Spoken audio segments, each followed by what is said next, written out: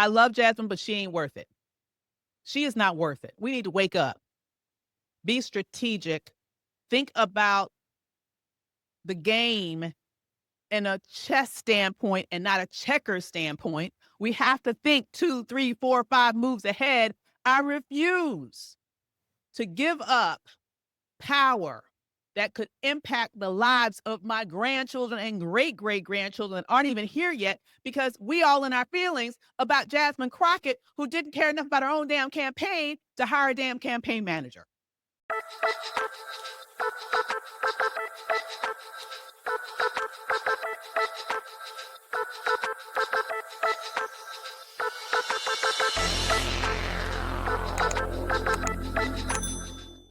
Hello, and welcome to today's episode of Fearless Politics. I have to say, this has been an eventful week, has it not? The Supreme Court came to a climax, ending its season with several different rulings that went on both sides of the aisle in terms of how people are perceiving whether or not they won. We're going to break that down today, along with the housing bill hell that we're now finding ourselves in, now that we've had the Speaker of the House go ahead and just wave the white flag and release the House early, while Trump, in his little obstinate way, is refusing to sign the bill that could lead to much more affordable housing costs potentially for millions across this country. And at the same time, Democratic socialists, they are kicking some ass. We're going to talk about all that and more on this episode of Fearless Politics. So let's start off with what's going on in the Supreme Court. It's really interesting to see a volley of rulings coming down in the last couple of days that have some people happy, some people upset on various sides of the aisle. And let's go ahead and get that out the way. The Supreme Court has now allowed for unlimited party spending in elections. This is extremely concerning. Extremely concerning. Because if you thought that money had a big influence on elections in the past, you just wait. It's about to be supercharged right now. It's going to be even worse. And particularly to come down with this ruling right before the election is specifically an assist to the Republican Party. How do I know that? Because they are big balling, shot calling when it comes to the money that they have in their coffers at the Republican National Committee. Compare that to the DNC, which is literally in debt. They are literally upside down. They are in the red over there at the DNC. Okay, it is ridiculous. So, for example, at the Republican National Committee right now, according to the latest FEC data, the RNC has literally $125.5 million in their bank account, zero debt. Okay. Republicans are a big ballin', shot calling over there with all that money that they can now use in an unlimited manner in order to support political spending and campaigns. Compare that to the Democratic Party's DNC, and they only have 14.9 million. 14.9 million as compared to 125.5 million that the Republicans have. And to make it worse, though the DNC has 14.9 million in the bank, they are 18.3 million in debt. Yeah, they're upside down, y'all. They got 14.9 million in the bank. They're 18.3 million in debt. So who do you think that this Supreme Court ruling is going to actually help? Clearly, it's going to help the Republicans. They're going to be able to carpet bomb certain elections that they know they have to win. I predict that whatever they were spending in Texas before is about to go up tenfold now. They will do anything they can to hold on to Texas because they need to keep that Senate seat in order to hold the Senate. And right now, according to the latest polls, the Texas Senate race is literally tied neck and neck. And so they're going to do everything they can to keep it. We need to do everything we can to take the Senate. That leads me to this issue of Jasmine Crockett. Okay. So you remember this video that went a little viral last week with Jasmine Crockett? Take a look. So, to be clear, I think I'm going to just never mentioned this Texas Senate race, which frankly, I hadn't been talking about the Texas Senate race, like at all. I hadn't been. Yet somehow I'm always in the conversation about it, which is really weird. Like for me, my priority as a Senate candidate and my priority still is in the down ballot. Because while there is, this, I don't even know what to call Paxton, okay? I have a lot of thoughts and a lot of names for him. But he's their candidate. But y'all are still so focused on me. Bro, like I'm not running. I'm not running. I'm not running. I'm not running. Okay? So like focus on the people that are in the race. So if you have this urge to be like, oh, Jasmine this, Jasmine that, maybe use that energy towards Kim Paxton this, Kim Paxton that. Because last time I checked, no matter how much I end up being a part of the conversation, there is one person that is guaranteed not to become the next senator in the state of Texas, and that's Jasmine Felicia Crockett. Lord have mercy. When that video came out, Black folk were out here mad, okay? Mad. And I understand it. A lot of folk were lying on her about APAC. A lot of folk were saying very demeaning, very insulting things during the primary season. They were just acting a fool. I would just say that. And as a result of that, quite frankly, there are a lot of hurt feelings. I also am someone who can relate to this belief that, hey, Black women shouldn't work for free. That now you out here, you see you're in trouble, you see you need us. She don't need to go out there to help your ass. I can understand why people might have that reflexive idea because of lingering feelings of being wronged during the primary season. I get that. But here's what I want to say. We got to think beyond Jasmine Crockett. I feel bad for Jasmine Crockett that she didn't get the primary. If I was in Texas, I would have voted for Jasmine Crockett. But here's the bottom line. 80 years from now, ain't nobody going to know who the fuck Jasmine Crockett is. But 80 years from now, we could still be dealing with the shit that this Supreme Court will do if we do not take the power away from the Senate for Trump to be able to appoint more people, or at least younger people, to the Supreme Court.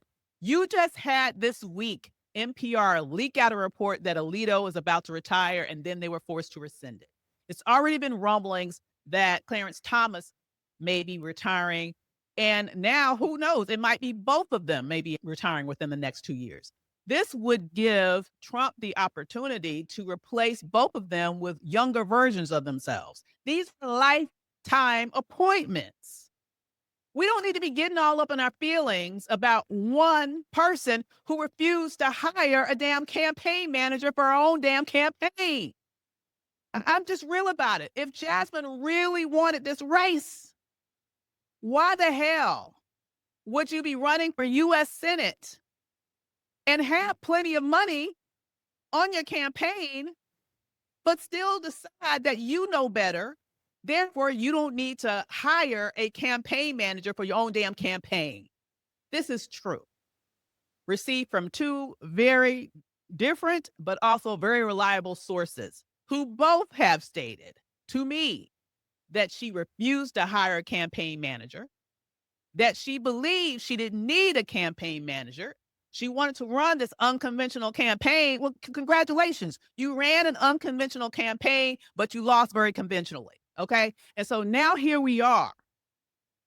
And what I'm concerned about is what's going to happen to my children. What's going to happen to their children as a result of a Supreme Court that clearly has no problem overturning precedent that goes back 100 years. We need to be mature enough as a people that we think from a multi-generational standpoint. It's unfortunate what happened with Jasmine. It's unfortunate that her opponents' supporters were out here acting a damn fool. But right now, my main concern is making sure that the Senate is captured. Because here is the reality of how this government works. Supreme Court appointees go through the Senate. The Senate has the power to say yay or nay to Supreme Court appointees. The Senate is why we have such a disproportionate leaning on the Supreme Court right now. It is the Senate. When Mitch McConnell was the head of the majority party at that time, when the Republicans once again controlled the Senate, that stole a seat away from Obama. It is the Senate. I refuse to sacrifice the power of Black people to stop more destruction because of one person. I don't give a damn who it is. We need to think beyond that. We need to understand that one person is not worth us giving up our power for generations. And if you think they're going to stop at Calais, you should have another thing coming.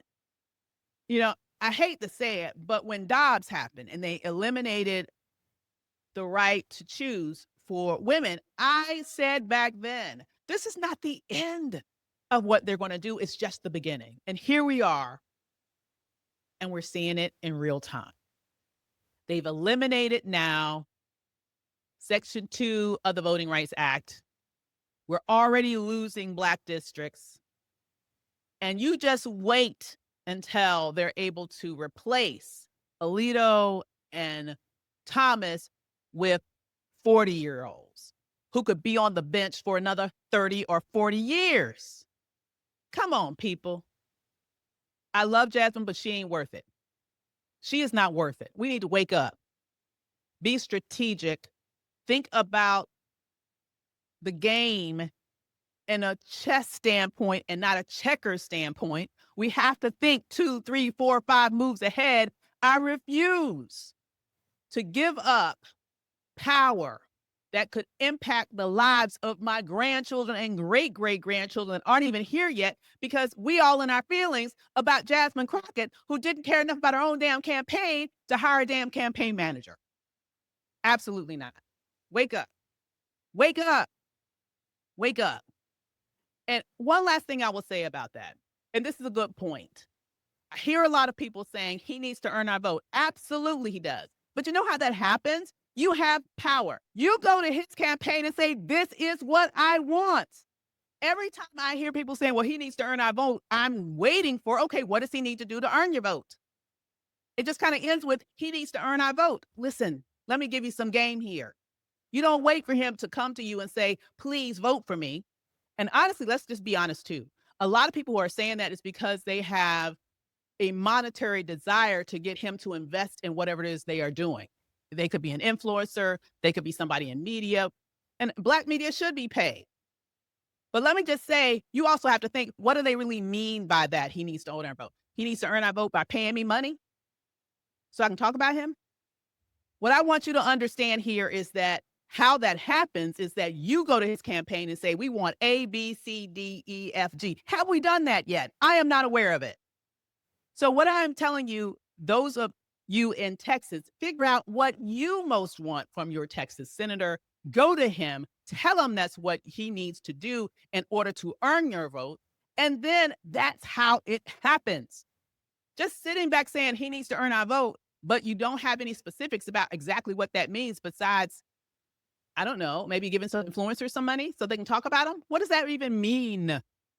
What are your policy priorities in Texas as Black people? Give it to his campaign, have him commit to that, and hold him to that when and if he wins. That's how this game works. We need to develop a level of maturity when it comes to our politics so that we can play the game to win, not just play the game to complain. Period. All right. That is not all. I want to talk about when it comes to what the Supreme Court has done. Now, I know that a lot of folks on the left are happy that birthright citizenship remained intact. I would have to say I'm not surprised that the ruling went the way that it did. I believe that when this court came out with Calais, when they came out with some of these other very, very big wins for the right, that they were likely saving that decision around birthright citizenship for the last day because they were going to rule against that. Now, what I did not expect, though, was that it would be as close as it was, 5-4. And you already have those on the right completely in a tizzy, right? Because they want to be able to shift the dynamics of this country in a way that will take it to a space where it can maintain its majority white status. As we've talked about a lot here on Fearless Politics, what's going on right now, quite frankly, is fear of a black planet. What's going on right now is this fear that the demographics are shifting such that you will no longer have a majority white population in America. And as a result of that, you have a very, very energized, largely white supremacists and racist right wing that are willing to do anything in their power in order to be able to maintain majority status. And then if they can't maintain majority status, they're going to do any and everything in their power to completely undermine democracy so they can remain in power even as a minority governing structure. This is why I keep using this term of they're trying to create an American apartheid in this nation. It's not because apartheid is the gold standard when it comes to racial oppression. The reality is America is the gold standard when it comes to racial oppression, okay? Our whole system of segregation institutionalized within our nation was something that other countries mimicked, like South Africa, when they wanted to oppress other people in their land. So I'm not saying that to distance us from that history. But what I am saying is that when America was specifically in the heights of Jim Crow, white people had the numbers on their sides to a much greater degree than they do today. And we know that with South African apartheid, it was specifically a white minority government that was oppressing a black majority. This is the right wing wet dream about what they can do in America, in addition to being able to slow down, quote unquote, the browning of America. I will have to say, I've used that term before. Some people are confused when I use it. They think that that is only referring to Latinos. It is not. It's basically referring to a combination of people who are not white and the degree to which this nation is becoming a majority non-white nation. So we're becoming a nation, quite frankly, that is reflective of the global majority. I don't use the term minority because it's not true. And if there's any way in which you want to prove to yourself that globally Black people and other people of color are actually the majority on a worldwide scale, all you have to do is take 5 minutes and look at who's on the field with the World Cup. You don't even have to watch a whole game. Look who's on the field, okay? Look who is dominating, okay? And dominating not just in majority non-white nations. Look who are on teams in European countries kicking ass. All right? So I want you to understand that is the dynamics. But what's going on in this nation is this desire to define American as white.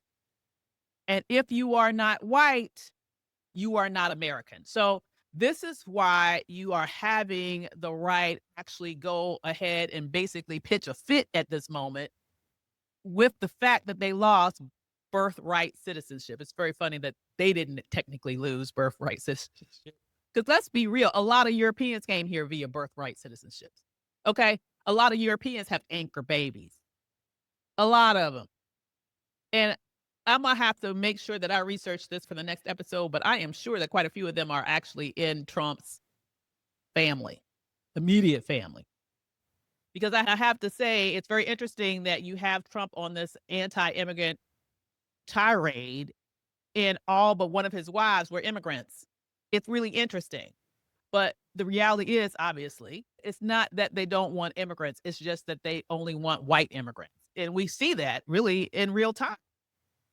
The only immigrants that they are allowing in at this moment in order to claim the fact that they have, in fact, been oppressed in their home country are white South Africans. who are supposedly undergoing this white genocide, which we all know is a lie. All right. So all of this is happening. They are pitching a fit because of that. But there are other rulings that have come down that I want to really focus on today that are rulings that we need to be concerned about. So, number one, mentioning what's going on with South Africa. On the other end of the spectrum, you have had this Supreme Court tell Haitians and Syrians, hell no, you cannot have temporary protective status. Hell no. I don't care what's going on in your home country. I don't care if you were impacted by a natural disaster. I don't care if there's a war going on. I don't care if you are, in fact, in a situation where you might be killed. You can't come here. Let's just remind ourselves that that is a legal form of immigrating to this country. There was no illegally crossing the borders. Okay. These are not illegals. All right. These are people that went about this the right way, did things as it were to be done. And now the Supreme Court is saying you have to go. And you have people like Megyn Kelly going on racist tirades, specifically saying to Haitians that you need to go home. Interesting that she didn't say nothing about Syrians. Interesting, because the Supreme Court ruling was specifically about those two. But of course, we all know Megyn KKK Kelly is going to be her KKK racist self. This is the same person that was about to have a brain aneurysm. She was so angry about Black Santa Clauses. This is the same person that went on another tirade around Jesus and the fact that Jesus is white, according to her. But according to those of us who have brains and understand geography and understand how to read a description that talks about hair like lamb's wool, feet that are black bronze, and can put logical thought together, that's clearly not the case. But you remember that? Yeah. So Megyn KKK Kelly went off on that. And the reality is, though, this is once again a Supreme Court decision that shows that this is a Supreme Court that is far right. They are carrying out racist ideology. We know that from several of their rulings, including Calais, which Black people in this country are still putting together strategies to combat. So it's interesting. They are looking to suppress Black immigrants while opening their arms to white immigrants who aren't even being oppressed in their homeland.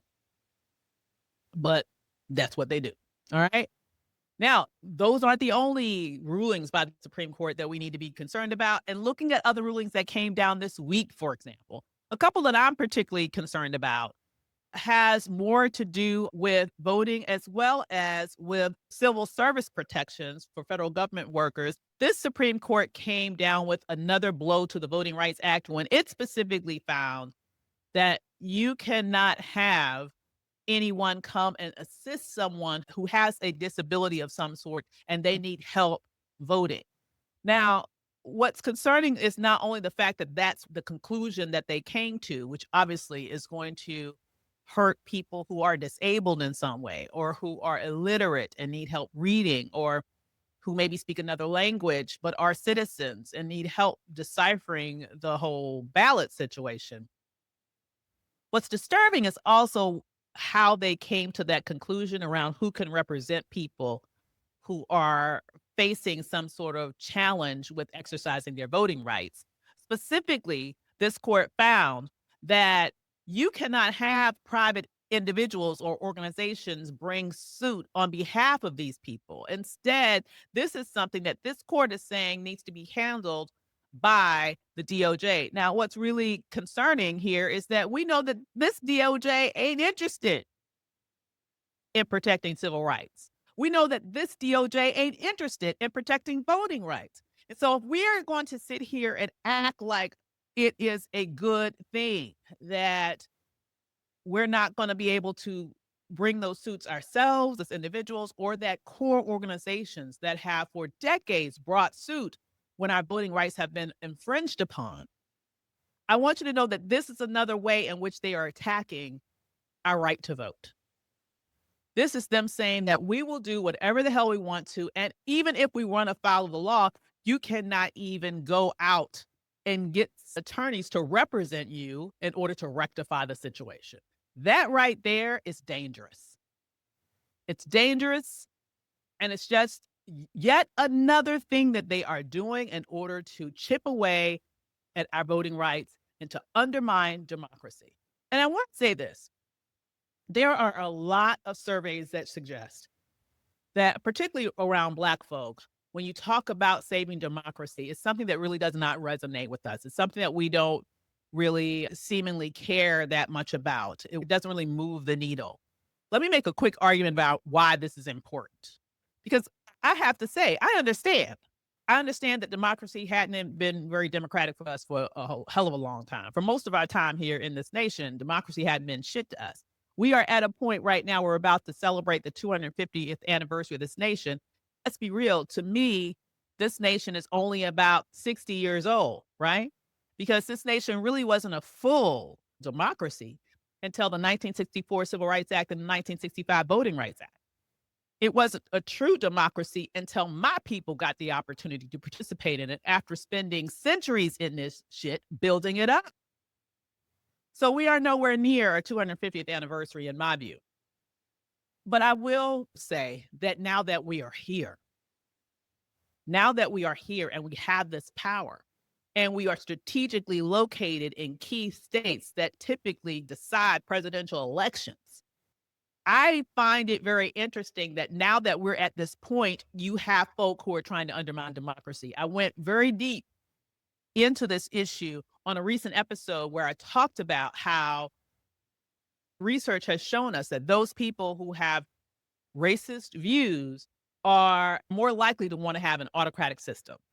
They're more likely to want to have a dictator instead of having a democracy. And it's because they want to be able to tell Black folk what to do. They don't want us to have any say so in the matter. I want you to understand this is why we have to be very powerful and strong and very focused on fighting against that specific realm of individuals in this nation, because we want to have say so over our own futures. We want to be able to have say so over opportunities that our children will have. And the power that we would need to be able to make that happen is democratic power, particularly now that our proportion in the population is growing. Particularly now that the white majority is becoming a white minority. This is why they want to get rid of democracy. And this is why they want to undermine our voting power. And this is why they want to pull every trick in the book to try to rig elections. All of this is connected. It's connected to their dwindling proportion in the population. And so I want you to understand that now is the time. If in the past, I get it, I understand, I know why you haven't really been all that keen on this democratic system, but I want you to know now we are coming into a space where we will have the say so in terms of voting power if we keep it. So we cannot let these people finagle us out of positioning ourselves to make the most of the system just at the moment in which we are going to have more power over that system. This is why it's important. I want to talk about one more thing when it comes to what the Supreme Court has done. Another ruling came down this week that basically guts civil service protections. So it's basically saying, hey, he can go into major entities within the federal government and put his cronies in. He can fire people at will. There are no civil service protections. Why should you care about that? A couple of different reasons. You need to care about that because what it does is it drains the federal government from actual people who are experts in that space regarding to whatever department that they work in. And instead it puts cronies in there that are only interested in perpetuating the ideals of the person in power. You want to know what that looks like? It looks like what we're going through right now. Really. This is why Trump has all over the federal government as we speak right now. They have been gutting out the federal government, firing people writ large. Remember Doge? If you thought Doge was a bad thing, wait to see what's going to happen now. Because they're going to put that on blast as a result of this ruling because they can. Because they can. And then what they're going to do is they're going to put in their loyalists to Trump, who are then going to go in there and gut it of other professionals or gut it of people who are not aligned with them, and then put in place policies that are only in line with his specific worldview. We are seeing it right now, for example, in the department, well, in all of them, but most notably and most glaringly, for example, in the Department of Defense with Hexit, going in there, gutting out the Department of Defense, getting rid of Black officers, women officers for no damn good reason, only because he's a white supremacist and he only wants those opportunities to go to white men. You can see that happening just most recently with the shift over in intelligence, where you have a temporary, this is the thing that gets me, the interim lead that Trump appointed over there, who has no experience, just like Hegseth, very unqualified for that position. Now, basically, he's done the same thing over in intelligence. He's also done the same thing over in Homeland Security. You see the drill. They put in place unqualified people, but people who are yes men. So now when they get over there, they do exactly what Trump wants him to do. And what's really interesting is that both this ruling and the ruling around campaign finance, which the Supreme Court just came down with, both of them were to counter laws that were put in place on the heels of Watergate. They were put in place by Congress after Watergate in order to reduce the chance of corruption in the future. And what is happening right now, we're having a Supreme Court eliminate those things, which makes it easier for corruption to occur. We know that this is the most corrupt administration that we've ever seen in recent history, at minimum, perhaps at all. But now they have the green light to be even more corrupt. Now, what was unusual about this ruling also is that you had Justice Sotomayor read aloud her dissent. And I just want to share with you some of the things that she pointed out about this specific ruling that I think are very powerful and very important for you to know. Number one, she warned that this ruling hands Trump authority no one ever granted him, not voters, not lawmakers, not the documents that built this government itself, specifically the Constitution. This ruling is a foul of all of those things. She also warned that roughly 24 agencies that regulate things like Wall Street for fraud, workplace discrimination, union elections, and product safety, all of those things are going to be impacted and can be packed with Trump loyalists instead of experts. And you know what they're going to let him do? They're going to let him run amok. They're going to let criminality run amok as a result. And who pays the price? You and me. I want you to also know that this impacts the Federal Election Commission. Woo-wee. This is the theme, isn't it? If you are a regular listener to Fearless Politics, just about every episode, we talk about something else he is doing to undermine voting and fair election. Well, this is going to impact the Federal Election Commissions, which is currently split evenly between both parties. As a result of this ruling, they can literally get rid of all of the Democratic representatives and only put Republicans there. That's exactly what they are looking to do. But on the very same day that they came down with this ruling, they came down with another ruling to say, hey, you cannot do that when it comes to the Federal Trade Commission. Interesting. So when it comes to the Federal Reserve and really about the money, you can't do that. Now, that did help our sister who Trump tried to fire, but he's going to try to fire her under other means.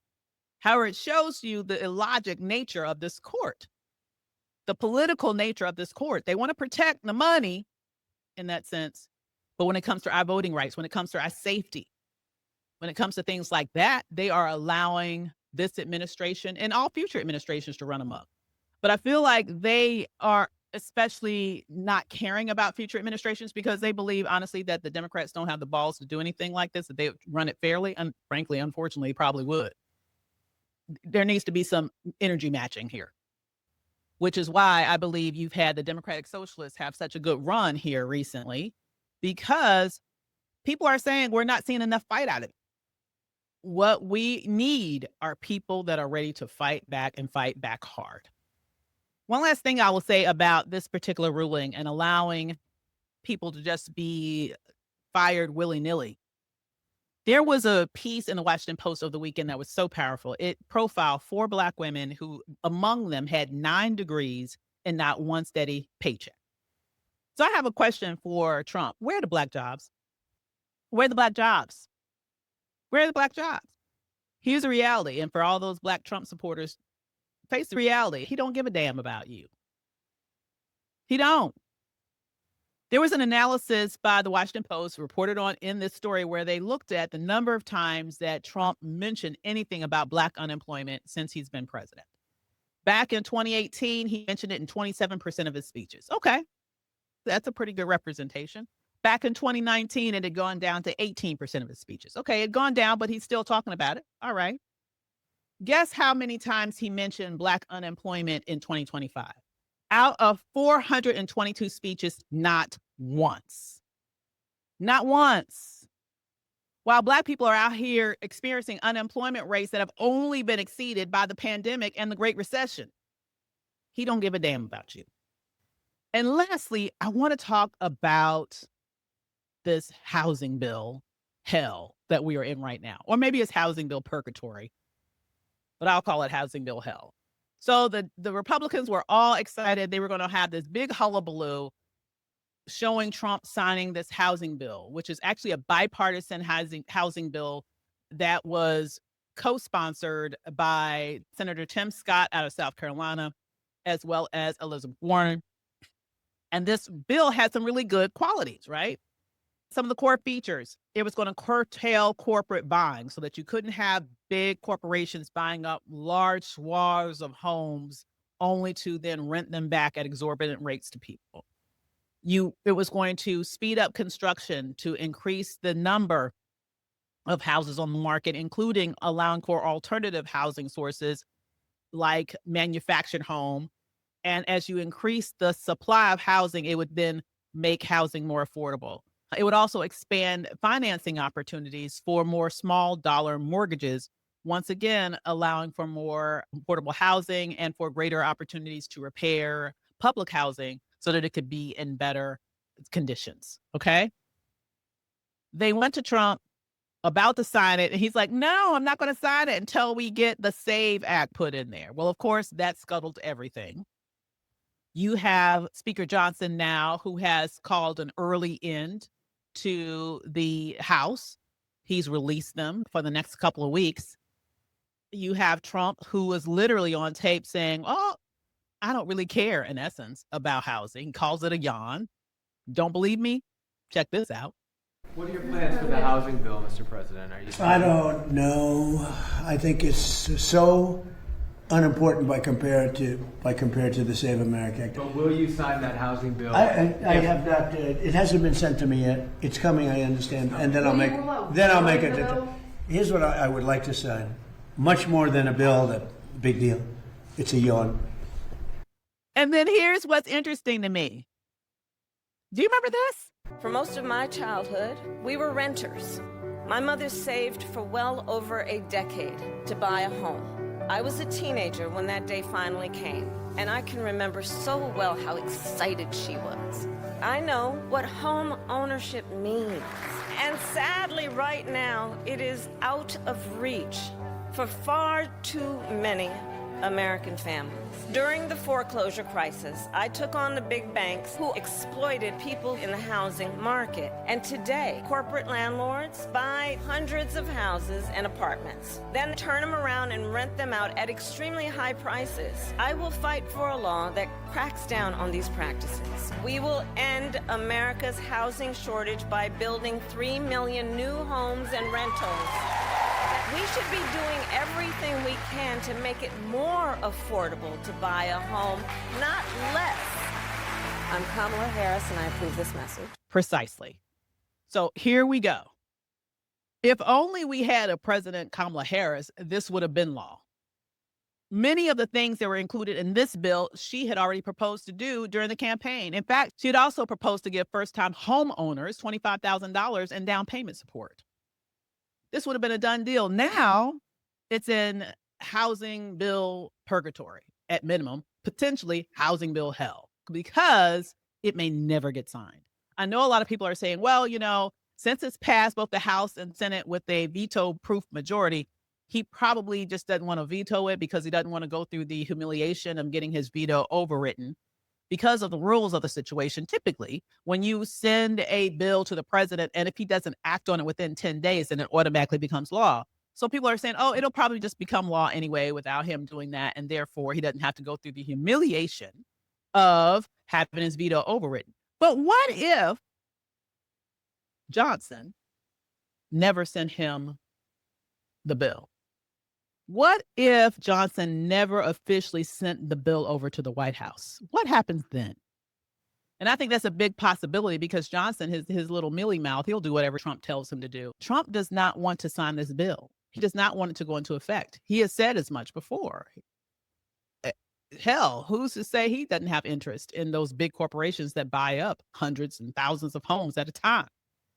This is what happens if Johnson did not send over that bill and you have the House in recess and or the Senate in recess or both in recess, which they're winding down now for the summer season. That means you would have something called a pocket veto, meaning that even if you have the overwhelming majority of the House and Senate that vote in favor of a bill, if that bill is never officially sent over to the White House in its official form, and the president doesn't sign it, that bill dies. The Republicans desperately wanted it. They wanted something that they could run on that had something to do with affordability. This was their only chance. It's interesting that the Democrats allowed them to get this chance to run on something, but they did because they want to be good governors. And I ain't even mad because it would help people. But I will tell you this, I wouldn't be surprised if Trump completely undermines it by initiating a pocket veto, by not signing it at all. And I think that that would likely be the case because I truly believe that little Mike Johnson will do everything and anything that Trump tells him to do. And if Trump says he wants it to die, he will put in place what needs to be put in place to make sure that it dies. And that would be the procedure to do it. So here we are once again at the end of a Supreme Court season that has been completely destructive to Black political power. We're here at a time in which it seems like our economic power is still under assault from this administration. And in fact, the Supreme Court has given an assist to make that reality even more true in the future, especially given the fact that Black people make up a fifth of the federal workforce, or at least did before the doging happened. And here we are at a moment in which we have this one bill that could be very helpful for folks being undermined. No wonder we are in a moment in which voters out there are saying that we want fighters and we need fighters. And that's exactly what we're seeing in terms of all the shifts that we are seeing in the Democratic primaries. With that said, I have so much more to talk about, but we'll have to get into it on the next episode of Fearless Politics.